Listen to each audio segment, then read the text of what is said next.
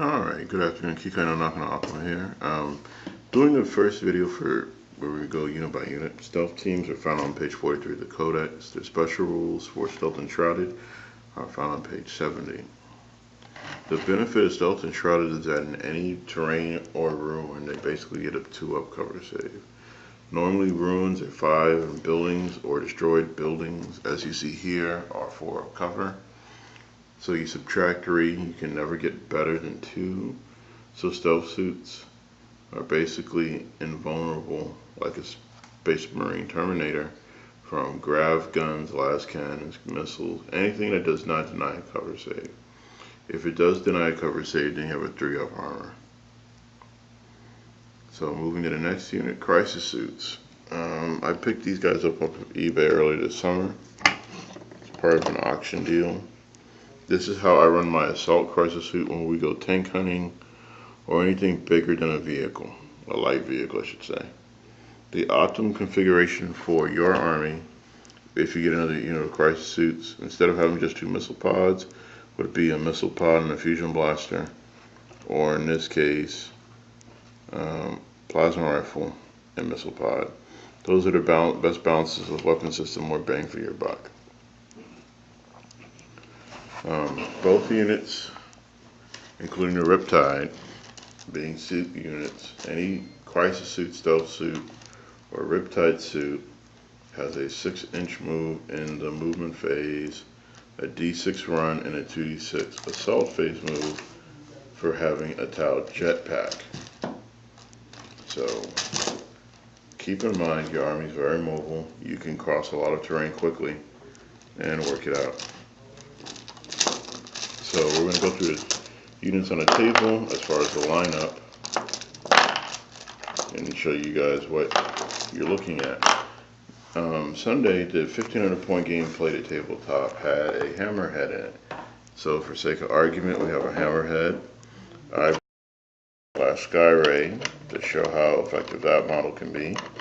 Brought the Riptide back and a couple of the regular Tyranids. They're all warriors, but because they have different paint schemes, we're going to use them as different models to represent how annoying they can be. So first and foremost, standing still, you have an 18-inch range, which is 20 shots. Down here, plasma rifle is 24 inches 1 shot, or 12 inches rapid fire, which is 2. So just to show you the short bar, stealth suits from the edge of the building to out here is 18 inches, another 6 inches 24, and past this plastic cup and Chick-fil-A cup is 36. So with all that being said, we're going to go through a couple of simple ideas and concepts. First and foremost, Tyranids have models that grant them a cover save. So today he's going to be our Venom Throat. Venom Throat basically gives any Tyranid model within 6 inches a 5-up cover save. Does that cover save stack, meaning increase to or decrease to a 4 because of other factors? Yes. If they're in terrain, there's other units similar size or bigger in a way, it does reduce the cover save. And it's quite aggravating. So, even if you poured 18 shots and then another 9 for a total of 27 shots at him, 9 times out of 10 he would probably survive because of his special rule. How do you get around special rules? This is where we come back to the hammerhead.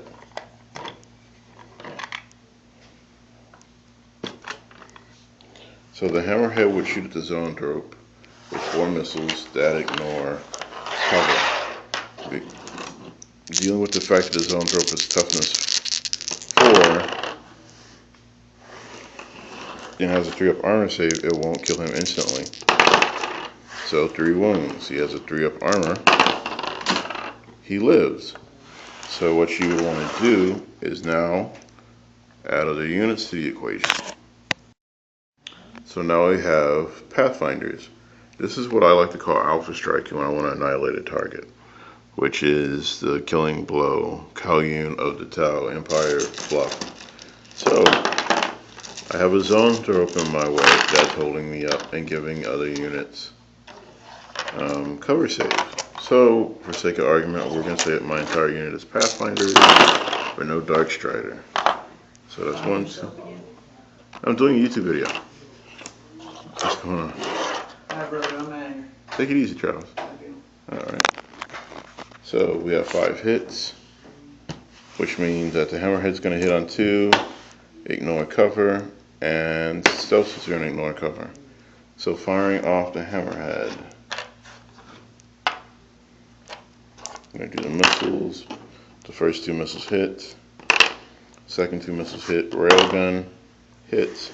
So that's 4 total wounds. Railgun, of course, my luck would not wound. Smart missile system causes wounds. What I would use the last 2 marker lights for is for this unit to clean out him. Zoanthropes, interesting thing. They are independent characters, but they are individual models that cannot join units. They are not independent characters. So a lot of people will hide them in the middle of their army. Just be on the lookout for it. Next issue, we're going to Alpha Strike a Hammerhead.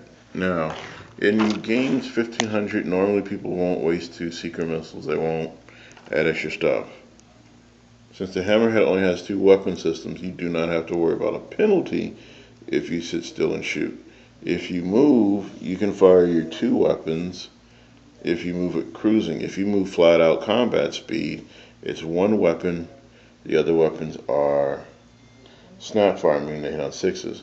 Most people would fire the hammerhead, which I hit on a 5 versus a target, and then snapfire the missiles. That's 1 hit, because you're only hitting on 6s. 2 hits. Now, when you have marker lights, you would turn around and add that to the target, so everything will hit on 2. Which is kind of epic and scary. Now we're going to do a different Alpha Strike. So I'm going to pull the hammerhead out of the way. The turret, I mean. And we're going to put on the Skyray bit. Recommendation, if you have a membership at any store or you are looking to build more vehicles, buy Skyray kits. I mean the new hammerhead kits. Because the Skyray turret comes in it.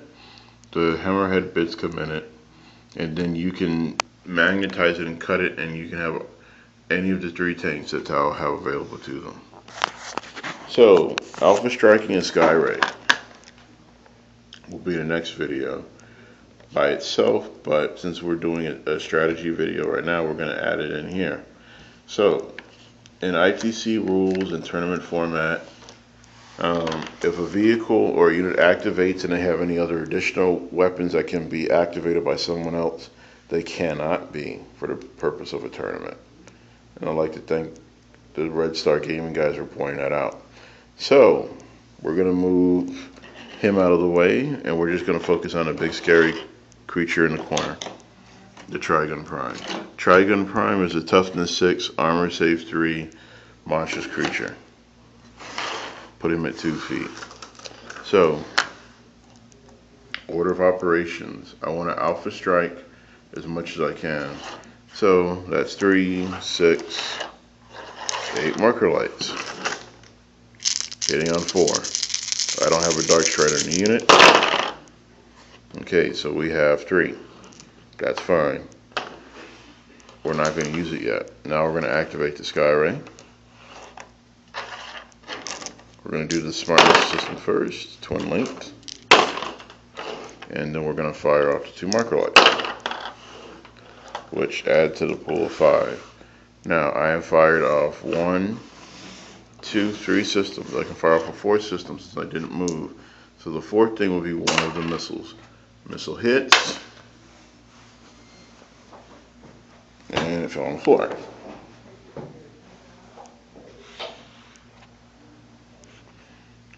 Missile wounds. So he'll be down to 5 wounds anyway. Now, the smaller missiles, they need to wound up on a 5 or better.